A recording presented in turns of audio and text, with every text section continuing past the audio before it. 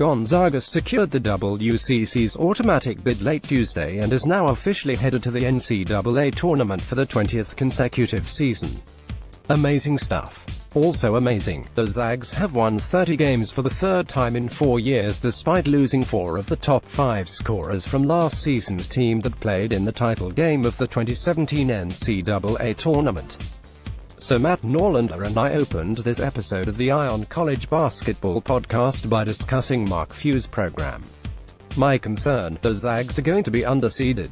The top 10 at KenPom but a projected 5 seed by CBS Sports' Jerry Palm. And if the selection committee follows suit, then they'll be screwing Gonzaga and whichever team has to play Gonzaga, just like it screwed both Wichita State and Wichita State's opponent, Dayton, when it underseeded the Shockers for similar reasons last season.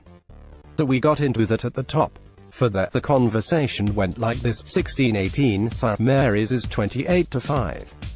But 24 of those wins are against teams ranked 120th or worse in the RPR, 125th or worse at KenPom. And they have 2 sub-135 RPI losses. So there's not much substance to the resume.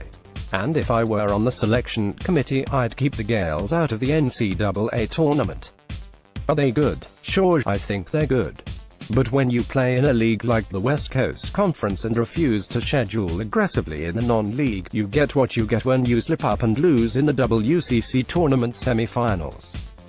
I'll cry no tears for the Gales if they're sent to the NIT 26-28. I reported late Tuesday that Memphis is seriously considering firing Tubby Smith after just 2 seasons and replacing him with Penny Hardaway.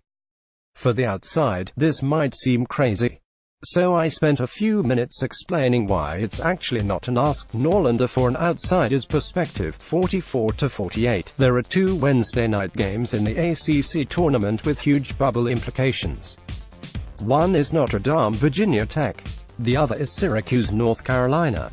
We discussed both and predicted winners, 50-46. Of course, we played.